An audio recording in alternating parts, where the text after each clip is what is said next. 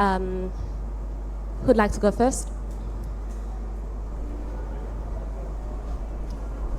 Josh, it was a real onslaught from Rohit Sharma.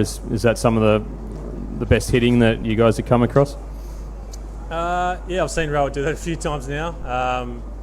Yeah, he's a world-class player, so if you're a bit off your game, that can happen. It just looked like he obviously targeted the boundary with the wind there for a while, and then we probably reacted, and then he hit a few the other side as well. So he's a class act, and you expect him to do that a couple of times through a tournament. And where did it go wrong for you guys today? Do you think it was things in the bowling innings that could have tempered things a bit? Yeah, I thought the wicket was a pretty good wicket. It was probably a 190 pass score, and yeah, they got the other side of it and we went underneath. So I thought the chase was well on target for quite a lot of the time there, and probably till Kuldeep and Jasper, their 8 overs probably proved the difference again, as they usually do. So, but yeah, I obviously fell apart at the end, but the chase was well on target for a long time there. And what's the feeling like, I suppose, being on the verge of being knocked out of the tournament, but you've still got another result that you're relying on? Yeah, it's a strange feeling, I guess. You've got to wait till late tonight to find out. But yeah, we obviously can't do anything else than what we've done, and we'll be hoping that Bangladesh can get the job done.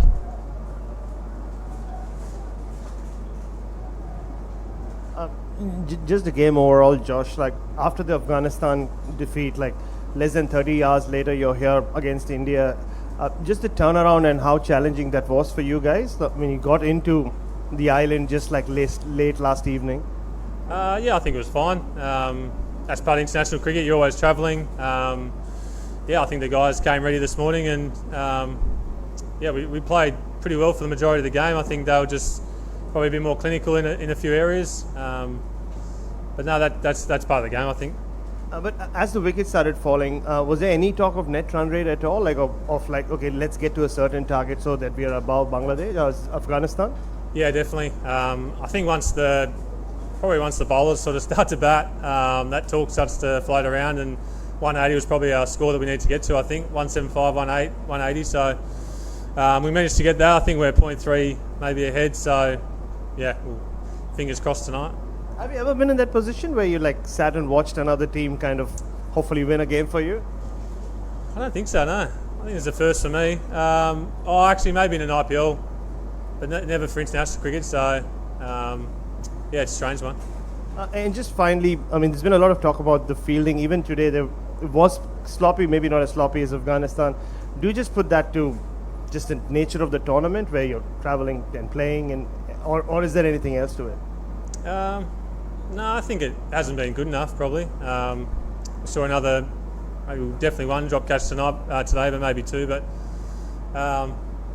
yeah, I'm not sure what you could put it down to. The guys are always working as hard as ever on the fielding at training, and there might not be as many opportunities to work on it around games in these sort of tournaments. You're always travelling and playing, so but yeah, it hasn't been good enough for the last few games in particular.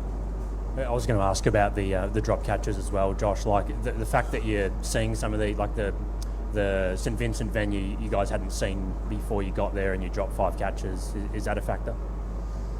I'm not sure. It could play a part, I guess, being the new ground without. I mean, in warm up you take a few, but you only get one side to warm up on. One thing I guess here is very, very windy, so it's just as hard catching into the wind as it is down breeze, as we saw today with India as well. So you see some really good fielders drop catches, and I guess it's out of the ordinary, but I think once you put all that together, new stadium, windy, yeah, they're not excuses, but I guess that's something. And just overall, like slipping up in both of these last 2 games, like the fact they're so tight between games, the fact you can't train just the batting, bowling and fielding, has that been something that's been a challenge?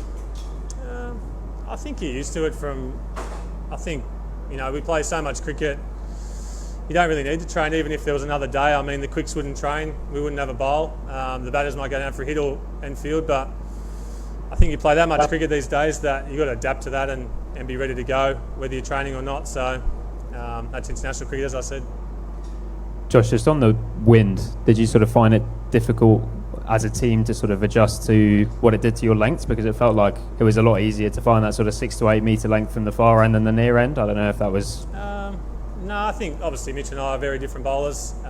He's trying to get it up and get it swinging, and we've seen that for 10 years. It's pretty devastating when it's on, so he's always got a freedom to do that and take wickets up front, which he usually does. So today wasn't the day, but I think from both ends are different. I mean, you're trying to cover that one side with the wind, but we saw enough get hit out to that other boundary from Rohit and other players, so you still can't duck and dive, 100% wise away from that side.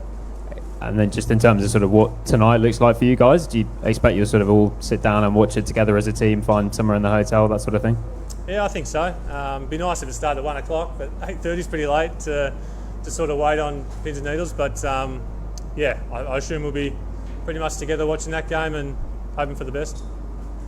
Josh, I mean, it potentially could be David Warner's last international game. Was there any talk or mention of that once the game finished? And have you had a chat with him? And just the fact that this could well have been the last time you shared a dressing room, an Australian dressing room with him. No, nothing's been said yet. I think we'll wait for.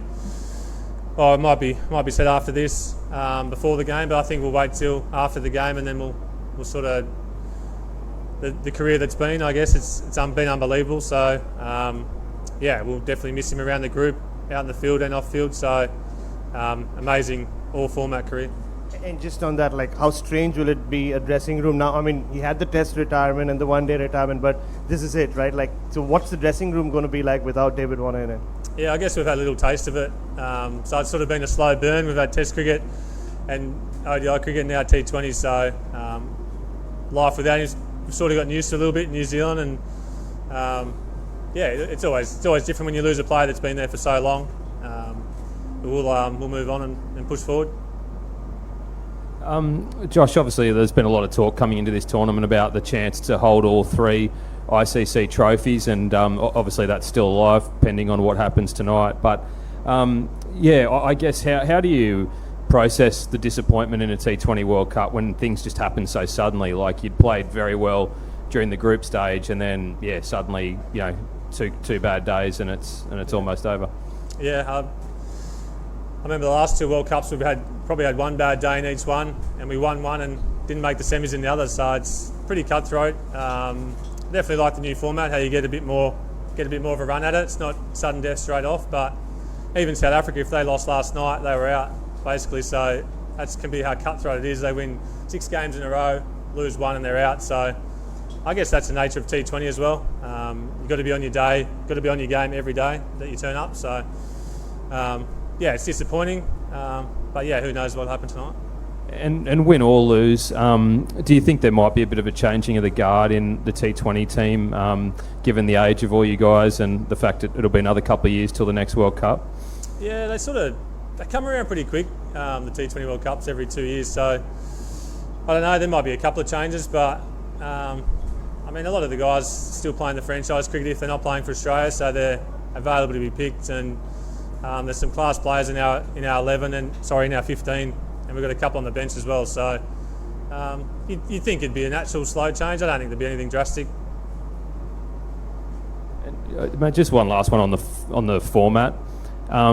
Could things be improved a bit if it was reversed a little bit and there was the group games were perhaps the ones that were close together, and you have a bit more time to breathe during the Super 8s?